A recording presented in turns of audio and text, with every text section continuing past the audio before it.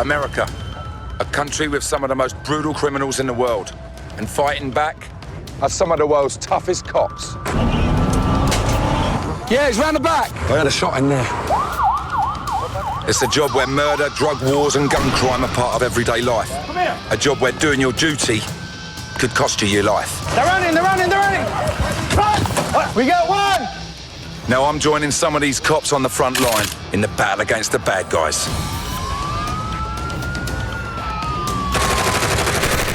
We got him. Yeah.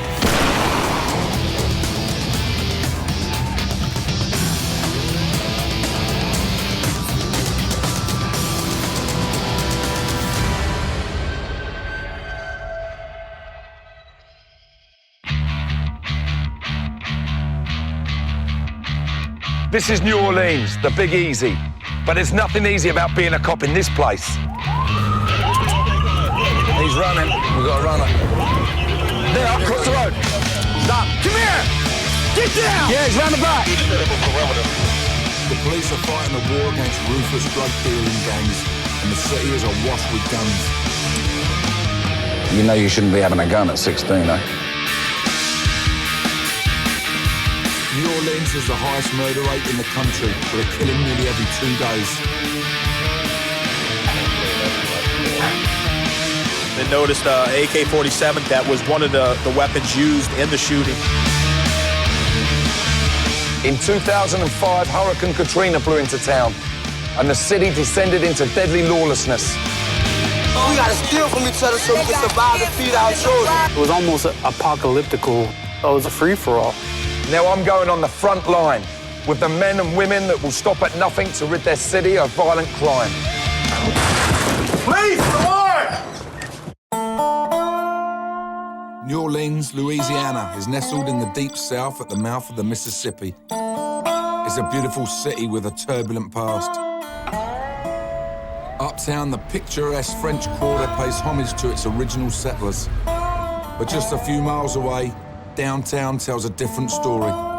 Violent crime in the city is amongst the worst in the US, which has led to New Orleans being recently ranked as having the highest crime rate in the United States per head of population. Somebody came and shot you all up in your head, huh?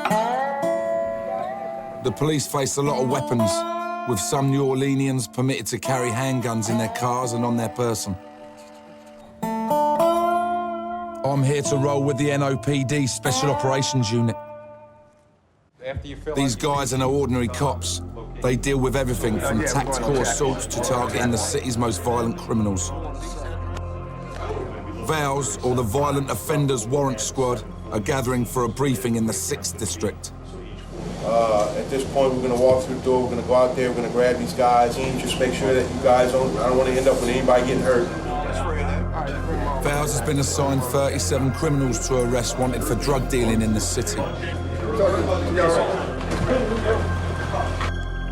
10 on that address, Troy, please. Officer Fred Pfaff has served on the New Orleans streets for 15 years, and with the Warrant Squad for 4. Got it. All right, 10-4.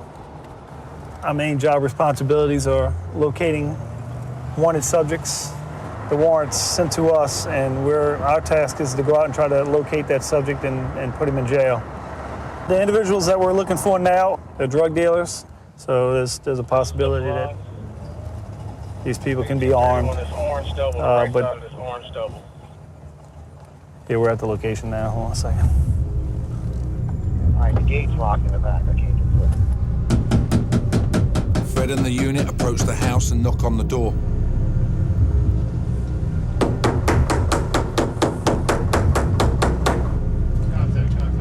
After a short while, they make contact and the lady answers.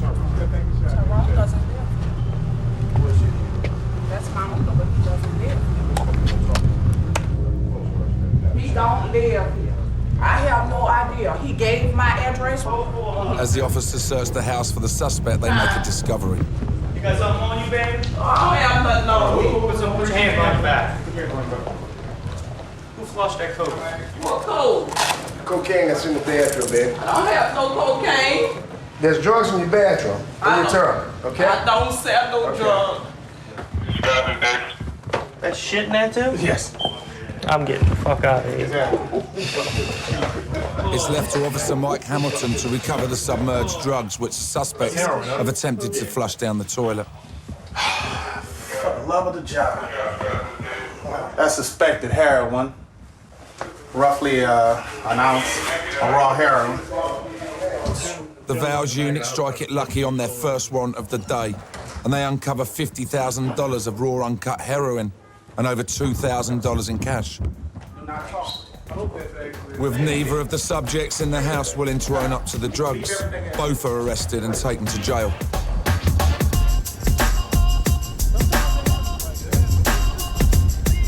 The Vals unit are on the front line of the crime war in New Orleans.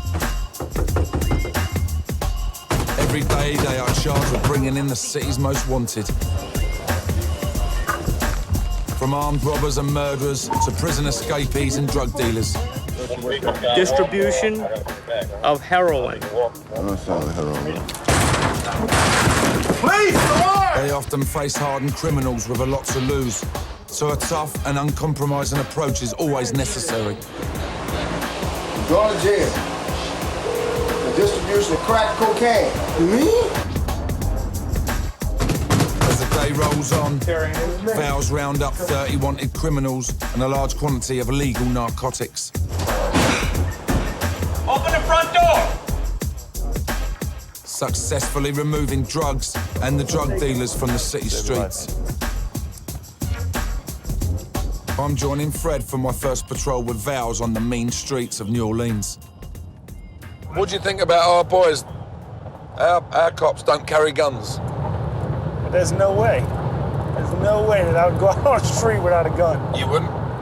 Not here, absolutely not. They have criminals all over the country, but in this city, they're savages. They don't care about anything.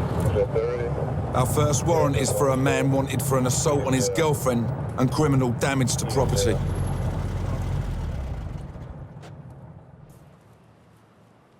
But I want to earn my place in the patrol car and prove I'm not just here for the ride.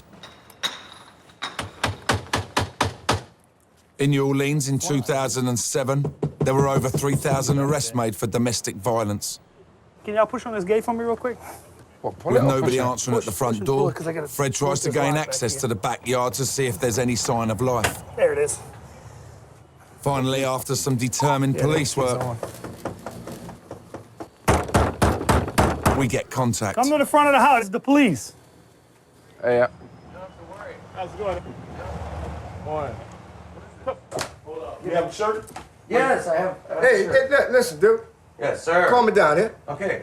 Take it down a notch. I am. I'm surprised. Your girlfriend or whatever y'all was going on with I'm y'all, very surprised. She put charges on you. We didn't do it. Okay. She did it, okay? Well, that's a big mistake. You have a warrant on you, okay? That's why we're here, all right? As the suspect is led from the house, his aggressive nature becomes apparent, something the sergeant is quick to subdue. This is embarrassing. You treat a man like a rat. Like a what? Like a rat. You're not being treated like a You rat. treat your girlfriend, I did not. okay? So I did come out here and all not. that bullshit. I would never hit anybody. Did I say you hit her? No. You threatened her. Get your hands from the floor, man. The guy come out, don't treat me like a rat. The sergeant just went, man, we'll put you in a fucking cage, we'll treat you like a rat. It was my first case with Fred, and I was proud to have aided in the arrest of a wanted man. When I opened that gate, it was like, I can't express the satisfaction. Remember when Fred said, wiggle the gate? Wiggle the gate. I wiggled the gate and it opened up, and it just opened up the case. Absolutely, you got that right. So, we could be getting a taser gun or something by lunchtime, probably. I'm in New Orleans, Louisiana with the Elite Special Operations Unit. Good man. When they're not serving warrants on some of the most wanted criminals in the city, they're on SWAT duty, knocking down doors and storming houses. It's my first time at Special Ops HQ, and I'm impressed. The ring in the corner is the unit's proving ground, something I'm going to experience later. Yeah. When I arrived, they were looking over surveillance footage of the target's house. Perimeter team, you gotta take bolt cutters with you and get into that fence. Cut that fence and get to the rear. Well, we won't know until we get there. But see all that shrubbery I'm told they're also looking for weapons used for multiple murders and armed robberies. All right, you're just gonna have them hold on that, wait for the red team to make entry into the house, dominate the house, and wait for the car to move to the back? Correct. Because of the dangers involved in the raid, I'm told I won't be allowed to ride with the boys in the SWAT truck. Instead, I'll be rolling with Lieutenant Brian Lampard. All right. 10 minutes, guys. You might as well be dialing pig. As we prepare to leave, I'll receive an update on the surveillance operation at the house. Line up for perimeter, team. The homicide have just said to Brian that the guy is there, 6 foot odd, got a pit bull, and there's a woman with him as well. So the target is actually there, so this could be really exciting. Let's go, Pops, yeah. Because of the high risk of the weapons being used, the SWAT team need to hit the house in numbers. On this raid, nearly 40 police officers are involved.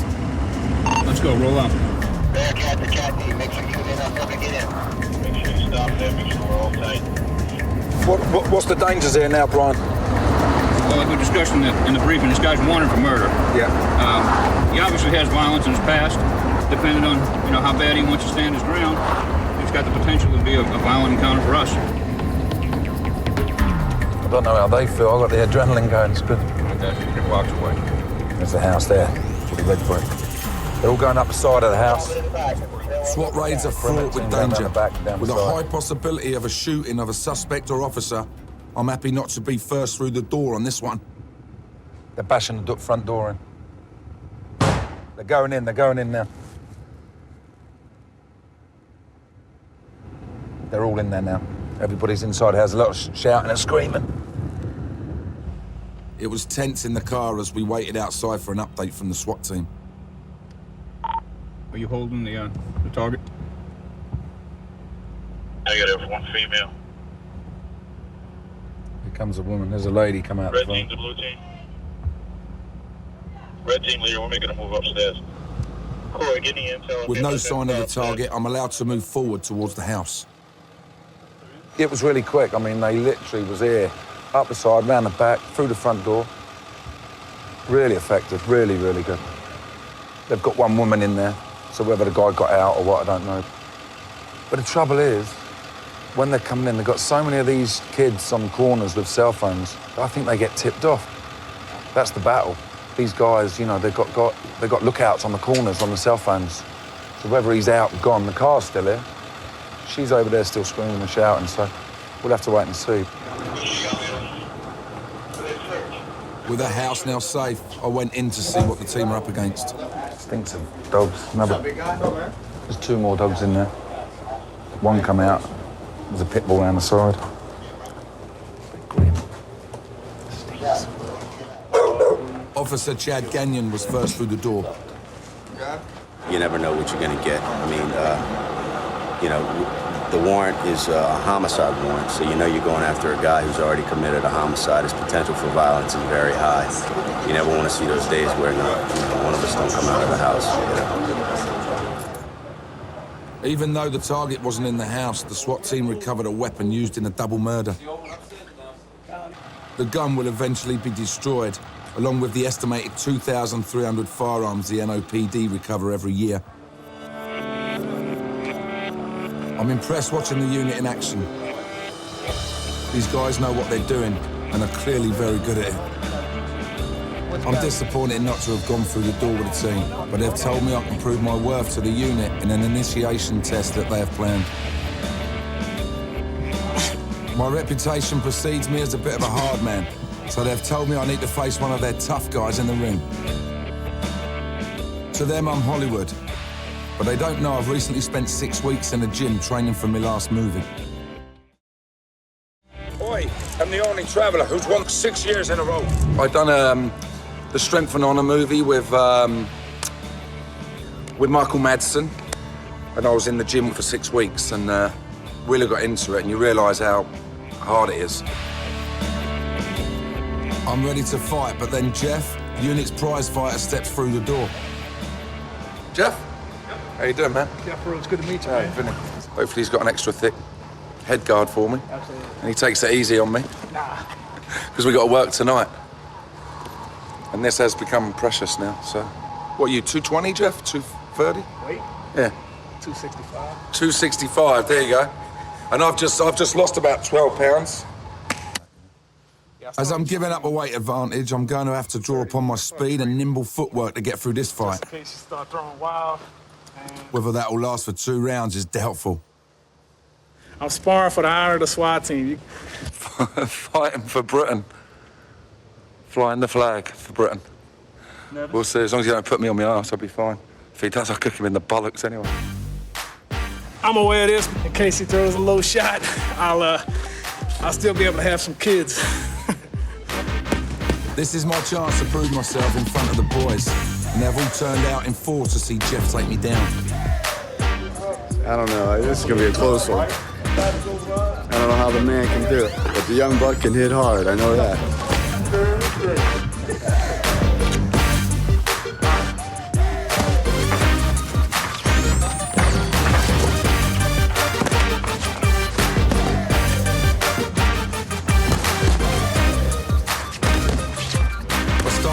Managing to get a few good jabs in.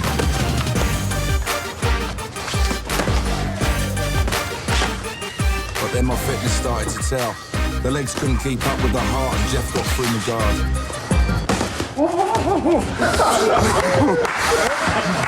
You good? He caught me with a leg wobbler right on the chin, but I managed to stay on my feet to hear the bell. Good run. Don't tell Vinnie now, but if he beats Roach, we're gonna book him. He's going to jail. Fucking out of shape, dude, I tell you. You've got to eat on your fucking moves. I have to admit, Vinnie's fighting a better fight than what I expect. I wasn't sure what to expect, but he got some grab in him. I came out fighting in the second and gave it me all.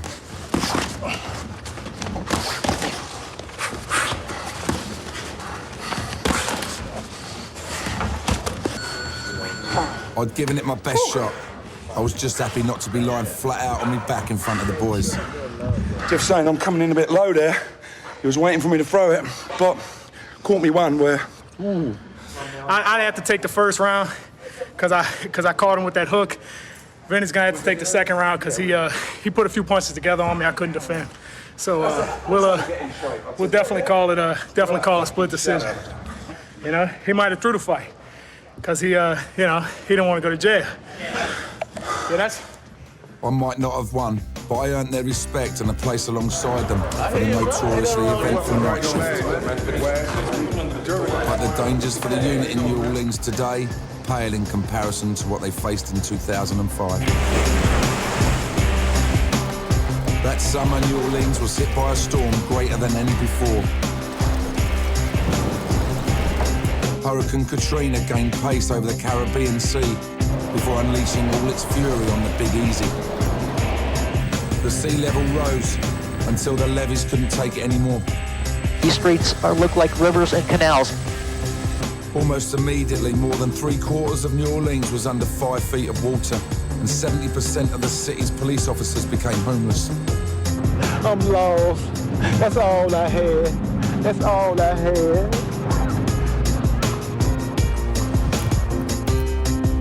Jason Samuels was one of many NOPD officers that stayed in the city to help its citizens. It was almost apocalyptical. Probably 85% of the city was underwater, at least 3 to 4 feet, which you had families stuck that needed rescuing. And then the other 15% that was out of water, you had millions of people heading that way to basically steal what they wanted, what they needed, or just try to find safety. They said, send everybody to the Superdome. That was horrific. There was murder, there was suicide. Conditions were so horrible that I had to get out. More than half of the city fled, but with New Orleans in its hour of need, Jason knew he had to stay. He regrouped with the rest of the unit in a nearby school. I mean, you basically learned a survival mentality. We went and found stores that maybe weren't flooded where we were able to get socks and some type of food stuff, canned food and everything, to where we were able to sustain ourselves until help arrived.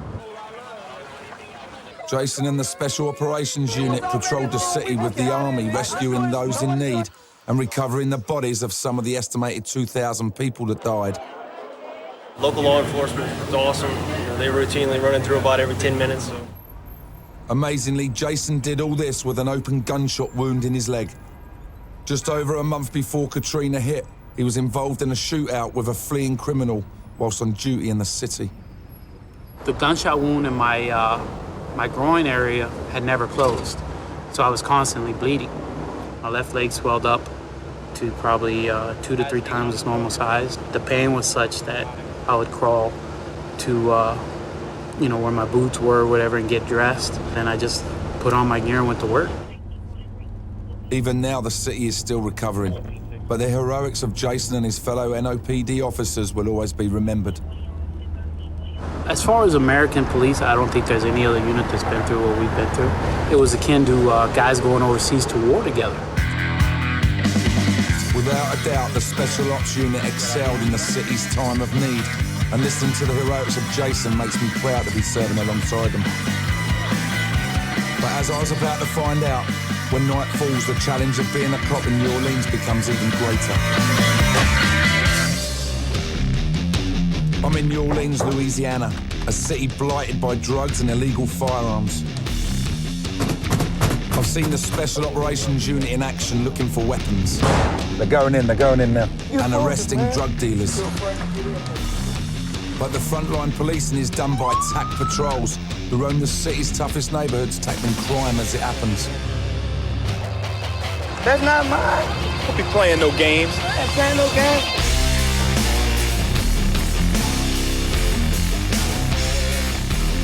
Officer Christian Frick is heading to one of the city's most crime-ridden neighborhoods.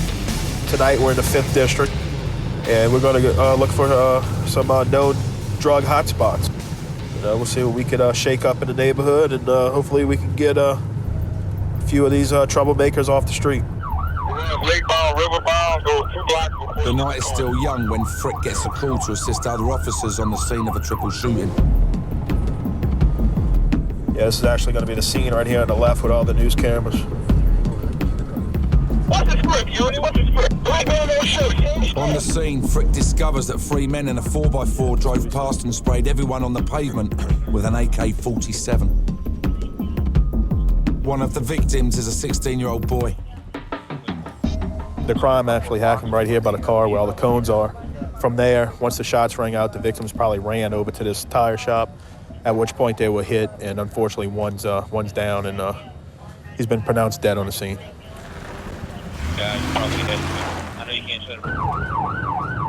Away from the murder scene, the chase for the killers continues. Officer Frick gets information that the car used has been abandoned nearby after a brief chase. How y'all doing, bro?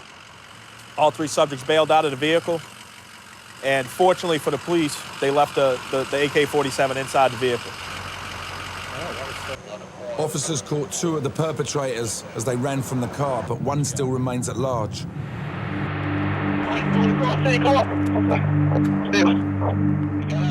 As Christian returns to the car, he gets a call that the remaining wanted man has been spotted. All right, St. Maurice and Iroquois. You running across St. Maurice? St. Marie and Iroquois, come on. We got a guy fitting the script of this 34S of the shooting. He just ran across the street here. He's gonna bunker down now. We got this perimeter set fairly quick over here. And we're gonna stop right here. This is gonna be our corner. We're gonna get out on this corner here. Set up this perimeter. As the killer darts through the gardens, the units in the area quickly cordon off the block that he has last seen him. We're going to have a solid perimeter on this guy now. The subject crossed one street, now he's going to be in this street here.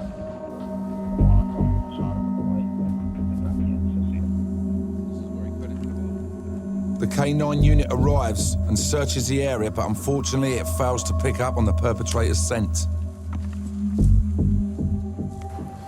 The search is hampered by the number of empty houses left over from Hurricane Katrina that act as good hideaways. They could go anywhere in these abandoned houses. And on that last block, there was only 2 houses that people were actually living in. After looking for over an hour, the search is eventually called off. With 2 suspects in custody, getting the name of the third won't be difficult. What you doing, bro? However, for Christian not to find the suspect is still frustrating. It's aggravating. I mean, we've been out here for an hour. You got numerous officers out here concentrating on this area, and we can't do anything about it. Rounds for 30 rounds. Clearly, when the sun goes down, the criminals come out to play, and the job of the police becomes even more difficult. The following night, I hit the streets with Officer John Barbetti, who has survived many close encounters. Pretty much controlled, but, you know, there's murders every day. Your first gunfight, how did that come around? It was interesting. We had an informant working with us, and they said there was going to be a deal going down, and we were going to try to jump it around, and it ended up turning into a gunfight right then and there. What, he jumped out with the gun? Yeah, 2 passengers and the driver all had guns. How long ago was that? That was in 2001. You've had a few more since then, have you? Yes. I'm slightly worried I might be going on patrol with the bullet magnet, but thankfully we're hitting the ghetto in numbers. You got anybody with you? We're traveling in a special tactical group known as the Wolfpack, a gang of cars that stick together to flood a particularly difficult area. All we do is mostly proactive kind of work. Try to stop it before it happens or while it's happening. This is the 9th Ward area. A lot of chasing, a lot of weapons violations, and heavy into narcotics. He's gonna stop this guy right here.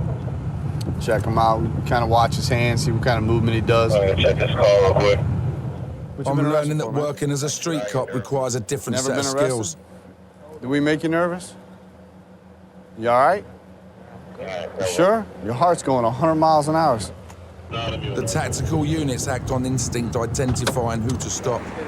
Stand right next to the guy. Seeing Barbetti in action, I'm picking up how the Wolfpack operates. Then a call comes through on the radio of another unit needing assistance. Bring you guys over here to the 4,000 block. On the scene, a young suspect is in custody, and then I notice why. Fuck. You had that gun? Yeah. What you carrying a pistol for, bro? Officer Waggerspack was first on the scene, so I asked him what happened. We saw the subject emerge from the corner on the bicycle. He hopped off the bicycle, started fleeing on foot, digging in his pocket like this, believing he was concealing a weapon, concealing a firearm.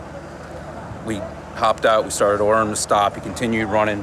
As he got about up into this area right here, he removed the firearm from his pocket, tossed it onto the concrete here. Officer Boudreaux tased him, and he was quickly subdued. How old are you? I'm 16. 16. I'll probably get like... Unbelievably, the suspect cycling around with a loaded gun isn't even old enough to watch one of my films at the cinema. 16 years old. As the case unravels, the armed cyclist provides a novel excuse as to why he's carrying a gun. He said he chased a chicken under the house.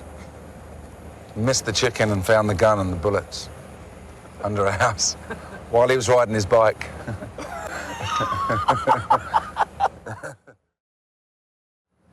As excuses go, this one ranks right up there. I went to speak to him to see if there were any holes in his story. What happened with the gun? Where did you find the gun? At the house. Over there? Not over here, up the street. What, was a chicken under the house? I was chasing a chicken. Why were you chasing a chicken? I sell a chicken, get the money, buy my clothes and stuff. You get $10 a chicken. $10 a chicken? How many did you get in a day? Huh? How many did you get? I ain't catching nothing. I found the gun. I was go sell it. Are you quick enough to catch a chicken? Yeah. You sure? You know you shouldn't be having a gun at 16, eh? I already know. Why didn't you? You should have just stopped the policeman and just gave him the gun. Said, look, I just found this gun. Then you wouldn't be in no problems. I wouldn't get no reward for that. Look at your reward now then, huh? You know what I mean?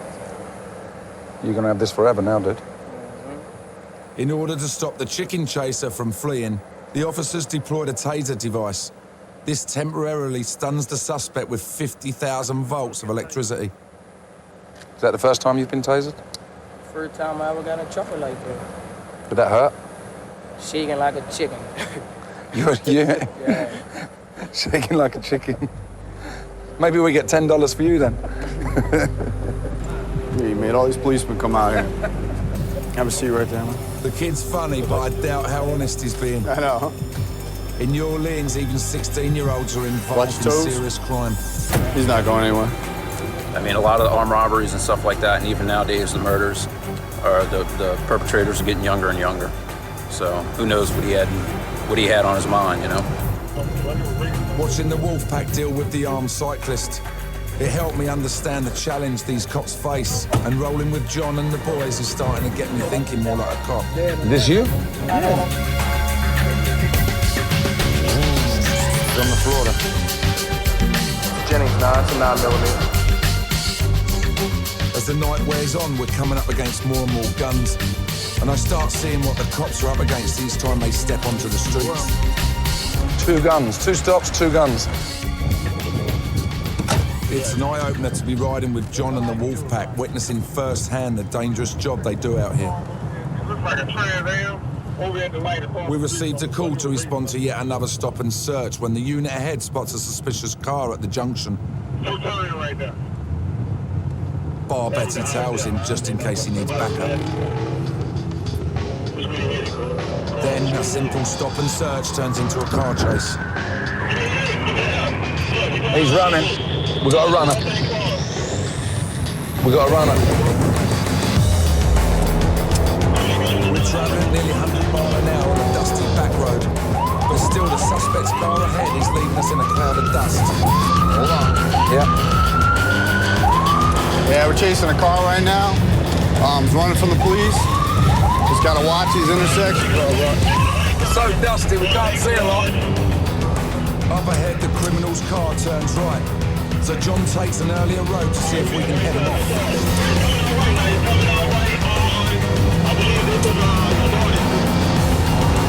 We're paralleling him right now. See if we can cut him off. As we wait for the car to emerge, the chasing unit radio, and they tell us that the wanted men have crashed and are now on foot.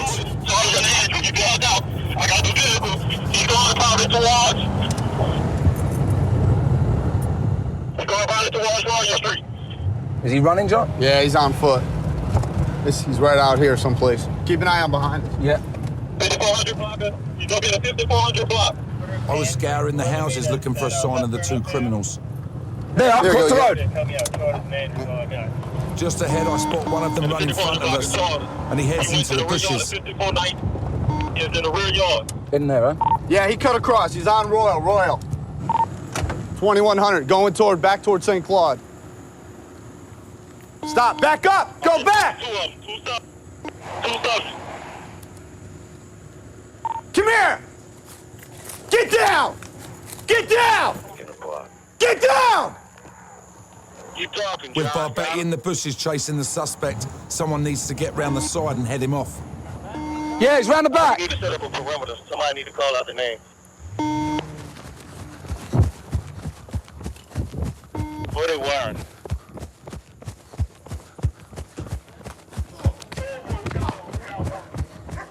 You got him back there? Thankfully, another unit was there to tackle him. Otherwise, I would have had to notch up my first takedown. Go the other way, man. Go the other way. What? But there was still one fugitive at large. I think there's another one. Is there another one? I saw the fucker run behind us into the bushes.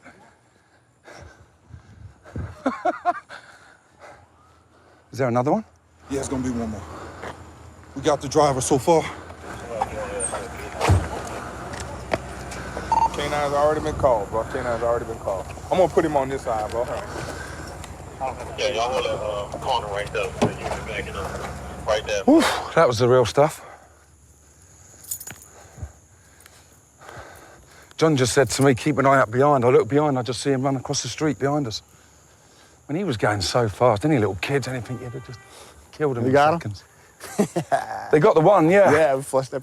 The one we saw coming. I saw him. I couldn't get back to that fence fast enough. I got whaled in the face with a tree branch. I just saw him out the corner of my eye, just running across the street. That was a good one. I said, I looked back and I saw you say, I look at it. While we wait for the K9 unit, I go to where the car crashed to find out how the chase ended. Here's the skid marks right back here, look. And there's the skid there. So they've gone through there, tried to rectify it. Lucky it never went through the house. I think there must have been a cop car here, so they've spun it in here. There's one of the hats there, so the other guy's saying he was in the passenger seat, but looking at this, it looks like he was the one we got's the driver. They're checking it. It's stolen. It's gonna be stolen.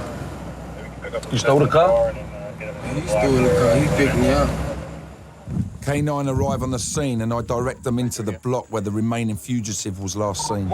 Yeah, John chased him across this street. This one came into here, the one they caught. So the other one might be in the other block.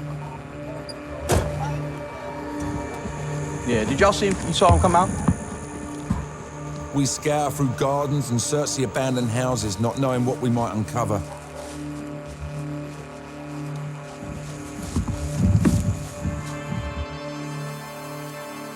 My heart is in my mouth.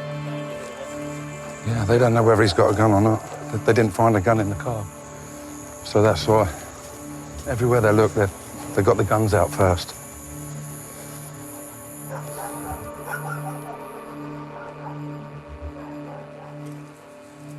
Million places to hide. After over an hour of meticulous searching, the K9 unit call it a day. We went into every garden. Dog never picked up anything. Car's pretty smashed up, as you saw. That's nearly a write-off, I'd imagine.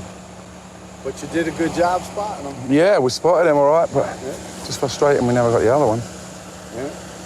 But it was good eyesight and led to an apprehension. Yeah. Thank God we were close and there's one less criminal on the street. But there's so many places in there to hide, man, I tell you.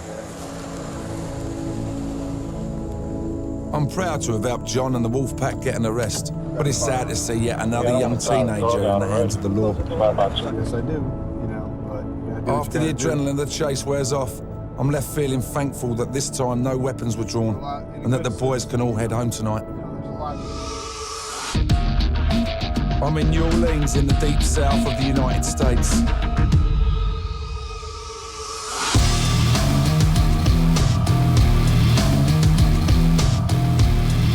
It's been a privilege to roll with one of the best units in the NOPD.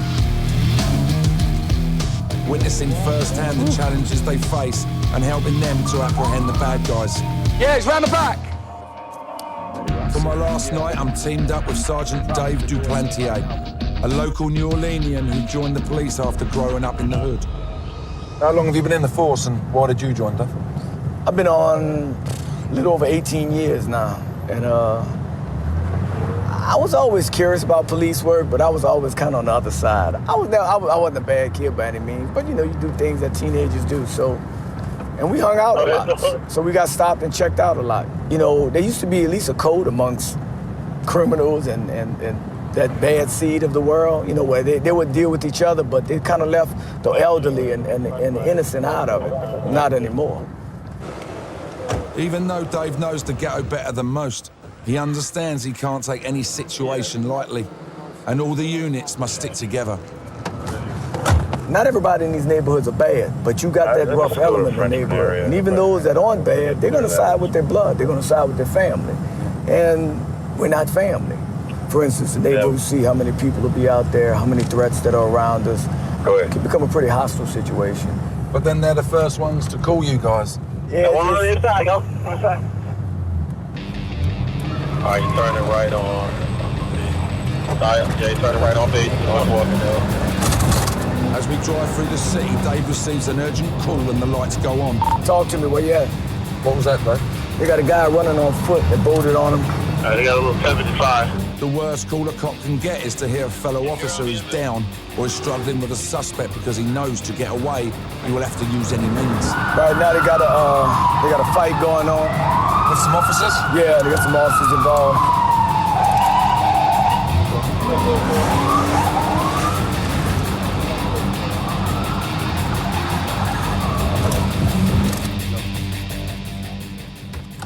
You good? Everybody good? When we arrive, the area is flooded with cops to control the situation, and 3 suspects have been apprehended. I'm told that as the officers went to apprehend the suspect, a gun was pulled. Might be easy to get over. And after a brief struggle, it was thrown into a nearby alleyway.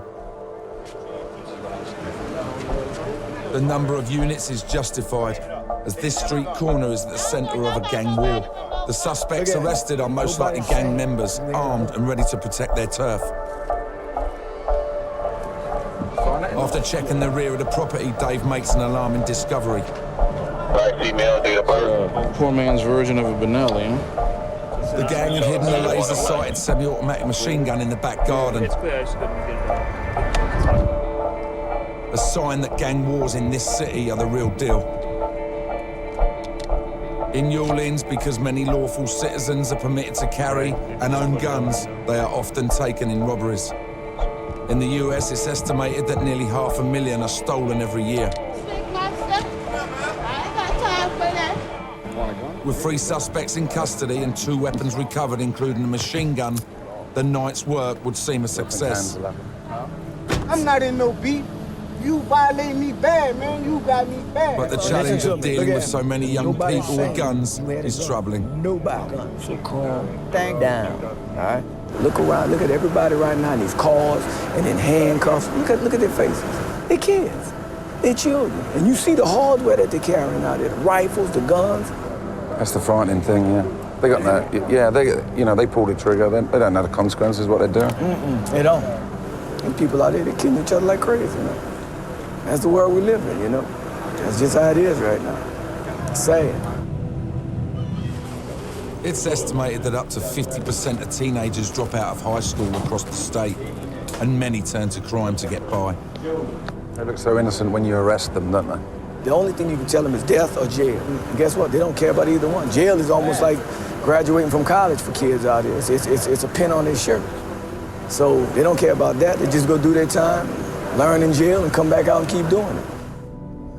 As we leave yet another scene where teenagers have been arrested and weapons recovered, I'm left thinking that the job of Dave and all the cops in New Orleans is one I couldn't deal with day to day.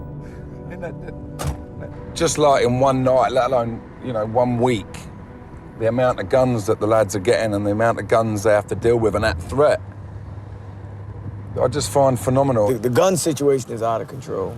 It really is. Well, I mean, I've been doing this 18 years, and I still sometimes I ride around and I just, every now and then you just kind of get awestruck with the amount of weapons that you see on the street. This is just a city where young, old, everybody's carrying a gun. It's almost like the Wild, Wild West. It's a hard-hitting final night on patrol with the Special Ops Unit. But with cops like Dave and the boys out here, New Orleans is certainly a better place. I've grown to appreciate the tough job they do, to understand it takes a special person to do this day in and day out. So basically, that's our time now up in New Orleans with the SWAT boys and everybody, and I've got to say, it's been really enjoyable. I found that the longer we've been here, the more they sort of bring you into the group, and what's come out of it for me is how tight they are and how they all rely on each other. The shocking side of it all, really, for me, is the amount of young kids, 16-year-olds walking about with a gun, full magazine, loaded, ready to go.